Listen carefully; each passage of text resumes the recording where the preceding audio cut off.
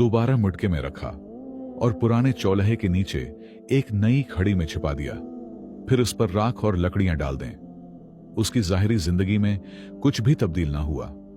वो अब भी पैबंद लगे कपड़े पहनता रहा और लोगों की नजरों से बचने के लिए हस्बे मामूल सूखी रोटी जमा करने निकलता रहा। मगर असल तब्दीली खामोशी से शुरू हो चुकी थी।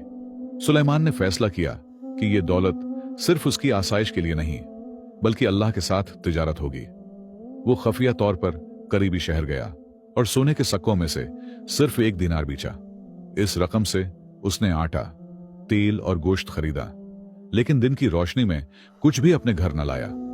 उसने एक दियांतदार ताजिर से माहिदा किया कि वो ये रिज्क रात के वक्त गांव के गरीबों, बीवाओं और महताजों के घरों तक पहुंचाए और किसी को यह न बताए कि देने वाला कौन है।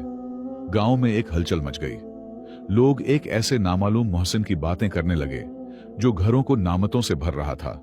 सालिम और उसकी बीवी हैरानी से पूछते फिरते थे कि यह सुखी दौलत मंद आखिर कौन है।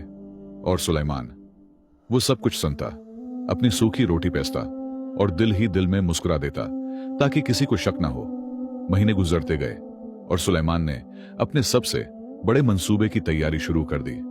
इसने शहर के एक वकील के जरिए मस्जिद के करीब एक जमीन खरीदी और वहां एक बड़ी तकिया बनवाने का हुक्म दिया ताकि मुसाफिरों और फकीरों को खाना खिलाया जा सके। जब इमारत मुकम्मल हुई तो पूरा गांव हैरत से उमड़ आया। लोग दौर से उसे देखते, करीब आकर खामोश हो जाते, जैसे आंखों को अपनी ही नजर पर यकीन न आ रहा हो। सुलेमान इन सब के सामने खड़ा था, सादा लबास, झुकी हुई नजरें, मगर लहजे में अजीब सा वकार था। उसने पुरस्कून आवाज में ऐलान किया, ये जगह अल्लाह के लिए वक्फ है और जब तक सांस है मैं खुद उसकी निगरानी करूंगा। यह सुनते ही मजमा साकित हो गया। किसी के मुंह से आवाज ना निकली, किसी के पास सवाल का हौसला न रहा। वही भूला बुसरा फकीर, वही चिवंटियों से बातें करने वाला बूढ़ा जो कल तक गली के कोने में बैठा नजर आता था, यह सब कैसे मुमकिन हो गया? लोगों ने एक दूसरे को देखा, सरगोशियां हुए, नजरें बदली गईं। किसी ने शक किया, किसी ने हसद, किसी ने खौफ महसूस किया, मगर सच ये था कि सामने खड़ी हकीकत को झटलाना आसान न था। दिन गुजरते गए। इस इमारत के दरवाजे से कभी कोई खाली हाथ वापस न लौटा। कहीं राशन बंटता, कहीं यतीमों की खबर ली जाती, कहीं मुसाफिर को छत मिलती, कहीं बीमार को सहारा। मुसलसल खैरात और खामोश भलाई ने आहिस्ता आहिस्ता लोगों की जबानें बंद कर दी और दिलों के कफ्ल खुलने लगे। कल तक जिस पर हंसा जाता था, जिसका मजाक बनाया जाता था, आज इसी के सामने लोग अदब से सर झुकाने लगे। सालिम, जिसने सबसे ज्यादा उसे अजियत दी थी, जो हर मौके पर इसकी तजलील करता था, एक दिन कांपते कदमों से इसके पास आया। सुलेमान ने न उसके माजी का जिक्र किया, न उसके जख्म गनवाए। उसने उसे भी वैसे ही दिया जैसे अल्लाह ने उसे दिया था, बला हिसाब बला शर्त। सालिम की आंखें भर आए। वो नजरें झुकाए, कांपती आवाज में माफी मांगता वापस लौटा। और सुलेमान ने दिल ही दिल में शक्र अदा किया कि अल्लाह दिलों को भी बदल देता है जैसे किस्मतें बदल देता है।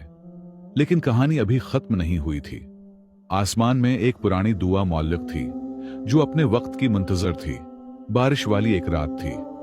आसमान से गिरती बूंदें जैसे किसी गमगीन दिल की हचकियां हों। हुआ में ठंडक थी और फजा में एक अनजानी उदासी। कहीं उसी रात एक बाप हाथ उठाए अपने गुमशुदा बेटे के लिए दुआ कर रहा था। उसकी आवाज बारिश में घल जाती, मगर आंसुओं में डूबी वो दुआ अर्श तक पहुंच रही थी। उधर सुलेमान तकिया में खाने की तकसीम की निगरानी कर रहा था। हाल में खामोशी थी, सिर्फ बर्तनों की हल्की आवाज और बारिश की मध्यम सरसराहट सुनाई देती थी। अचानक दरवाजा खुला। एक शख्स अंदर दाखिल हुआ।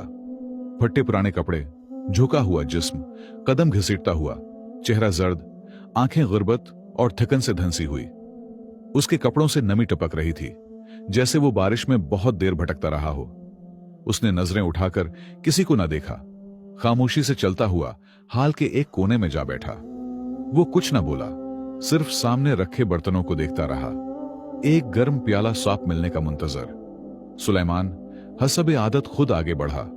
उसे कभी किसी को खाली हाथ लौटाना गुवारा न था, खास तौर पर अजनबियों को जो खामोशी में ज्यादा चीख रहे होते हैं।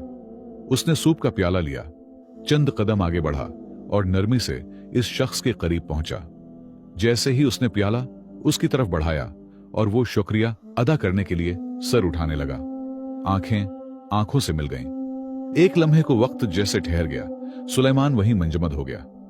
इसके हाथ से